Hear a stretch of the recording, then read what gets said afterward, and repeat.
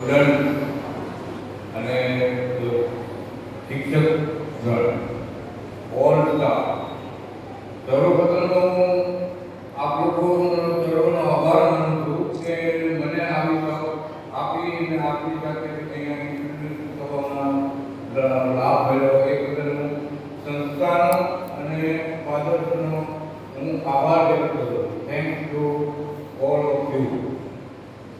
હવે આજનો જે સેરેમની છે એ લીડરશીપનો છે કે લીડર કેવો હોવો જોઈએ અને એમાંથી જે દરેક લીડરને શીખવાનું છે.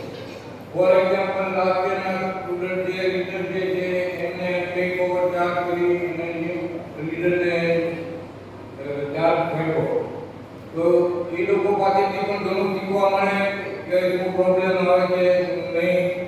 એ નવા આવનાર પ્લેયરોથી લીડરે એ શીખવાનું છે અને લીડરશીપની અંદરથી આજના ભૂતકાળમાં તમે જશો ને તો જે કોઈ સારા નેતા હોય, સારા ખેલાડીઓ હોય, સારા પર્સન જે નીકળ્યા બહાર નીકળ્યા છે તમે એનો ખાસ જે ફ્યુચર જોશો ભૂતકાળ તો એ ક્યાંક ને ક્યાંક છે ને સ્ટાન્ડર્ડમાં એ બધે કેપ્ટનશીપ કે લીડરશીપ કરતો આવતો હોય છે.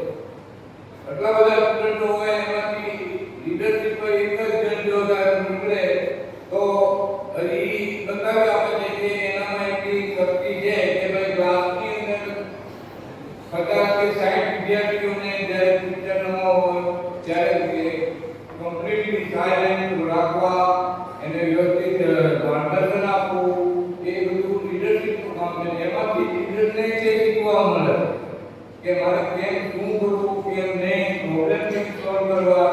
ઈથી સોલ્વ ન થતા હોય તો ટીચરને કહે, ટીચરથી પાછું હોય તો પ્રિન્સિપાલને કહે, ઈથી ન થતું હોય તો બધાને સાથે મળી અને ભેગા બેસીને પણ એનો પ્રોબ્લેમ સોલ્વ કરીએ. એનું નામ લીડરશીપ. લીડરશીપ ઘણું શીખવે છે. સ્પોર્ટ્સની અંદર તમે લોકો બધા ભાગ્યશાળી છો, લકી સ્ટુડન્ટ. અમને આવું કોઈ વાતાવરણ અમને મળ્યું નથી ને અમે કેપ્ટનશીપ કે લીડરશીપ કરતા આવ્યા અને કરીએ પણ આ પ્રોત્સાહન જે મળે છે સંસ્થાનું, તમારા વાલીનું, એ અમારા વખતે એ નહોતું અને અમે એ કર્યું છે. એટલે તમે ભાગ્યશાળી એટલા માટે કહો કે આ બધી વસ્તુમાં તમને પ્રોત્સાહન મળે છે અને તમને આગળ વધવામાં જરૂરી છે. સ્પોર્ટ્સમેન માટે તો આજે હું કઈ રીતે કહું ને એ due to school, my teacher and all over coaching. હવે અમારા વખતે જે છે એમાં પહેલા વસ્તુ અમે તો એ શીખ્યા છે કે ફર્સ્ટ ડિસિપ્લિન. કોઈ પણ ક્ષેત્ર હોય, સ્કૂલ હોય, કોલેજ હોય, ઘર હોય કે તમે ફ્યુચરમાં ક્યાંય સર્વિસ કરવા જાઓ ત્યાં ફર્સ્ટ પહેલું છે ડિસિપ્લિનનું ચેપ્ટર આવે છે કે ડિસિપ્લિન ઇઝ હાર્ટ. ડિસિપ્લિન હશે તો જ આગળ વધારશે. ઈ સ્પોર્ટની અંદર એ જરૂરી છે અને દરેકને બહુ સારું હું નહીં આપું કેમ કે હું પણ સ્પોર્ટની અંદર જો માહિતીનો એ મારો નથી એટલે દરેક સ્ટાફનો, સંસ્થાનો બધાનો આભાર માનું છું. મેં પોતે એઝ એ સ્પોર્ટ્સમેન તેને 4 જોબ કરી છે નોકરી માટે. એ સ્પોર્ટ્સને લીધે જ છે.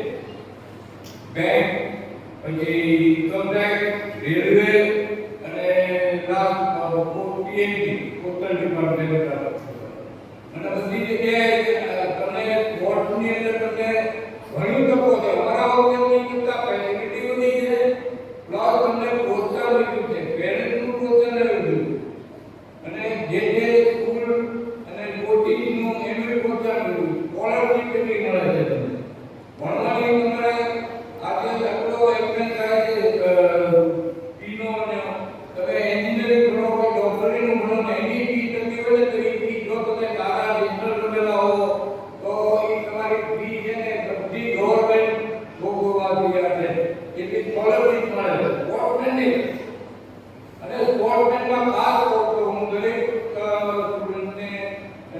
વિદ્યાર્થી કે સંસ્થાને કહું કે એકદમ કઈ એક વર્ષ કે 2 વર્ષની અંદર છે ને સારો સ્પોર્ટમેન નહીં બને.